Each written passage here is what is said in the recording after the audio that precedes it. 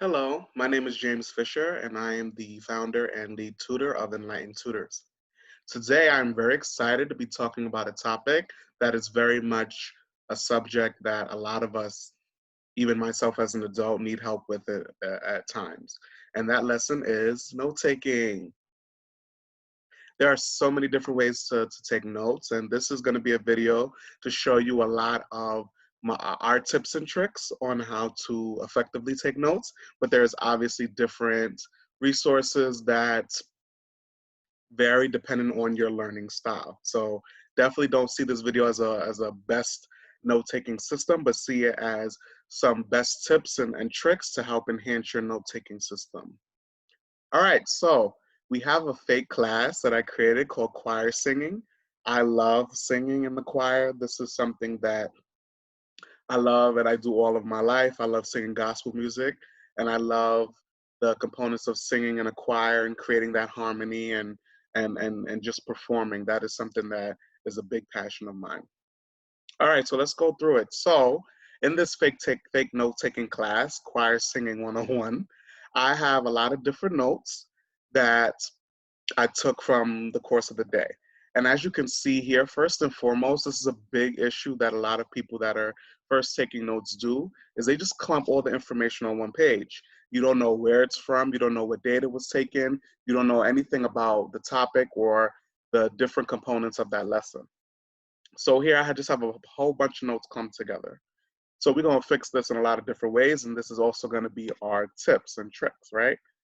First and foremost, you need to let me know where it came from, what day you took it, what class it was, what subject, right? The professor, the typical heading of a note-taking system. So here, right, that is the first thing that I would fix.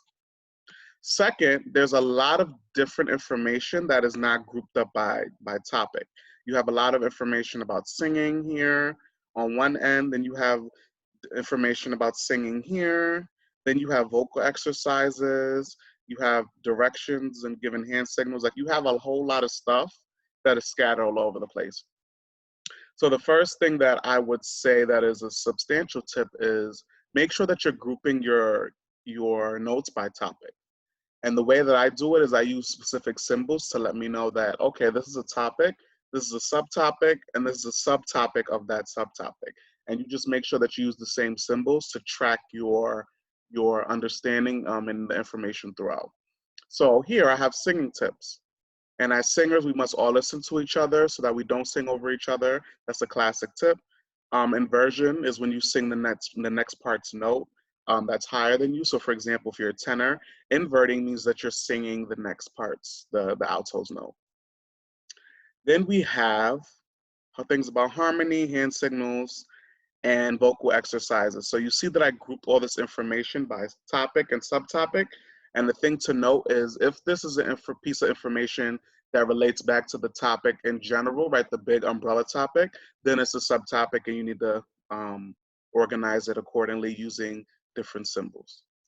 The next thing I would say, and this is something that I value a lot in my note-taking system, is I like to take notes on my thoughts, and I like to take notes on what I thought about as I was reviewing the information.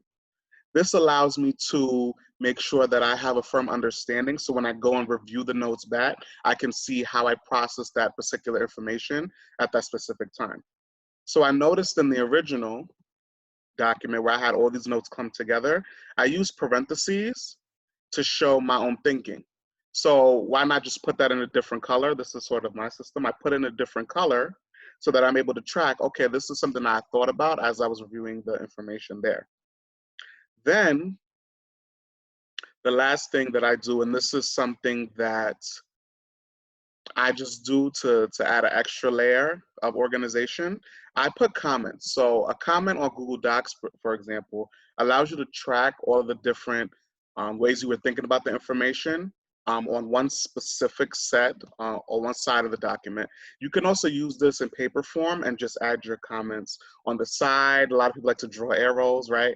Just some sort of way to let you know that this is something that is in your individual thoughts and not what was taken in class. So in terms of lead singers, this is a big thing in choir. A lot of times the lead singers can go on their own rant and do riffs and do notes that are not the basic components of the song.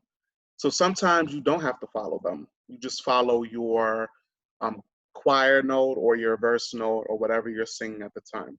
So that is something that I like to put in a comment just to show that this is a real world application or this is something that I applied to in the experience of singing in a choir. I think that's everything. I just wanted to show you some other resources that we have at Enlightened Tutors that allows us to explore the different type of note-taking options. So at Enlightened Tutors, we have resources for lecture notes, we have resources for research articles, and we also have resources for vocabulary and textbook notes. So you can definitely look at Enlightened Tutors and sign up for a free consultation or sign up for a free tutoring or sign up for one of our resource packages that has all of our information and our resources to help guide your study and your note-taking skills. So that's in terms of that. And then lastly, there are a lot of different resources and a lot of different note-taking apps that you can use to help improve your system of organization. So I know Evernote is a big one. There's Microsoft OneNote. Google Keep is more for, I love it. It's more for organizing things by month and by year. So you can have that. It's more of like a task completion thing. So you write that in terms of task and it pops up like sticky notes on whatever screen that you have. So that's really cool.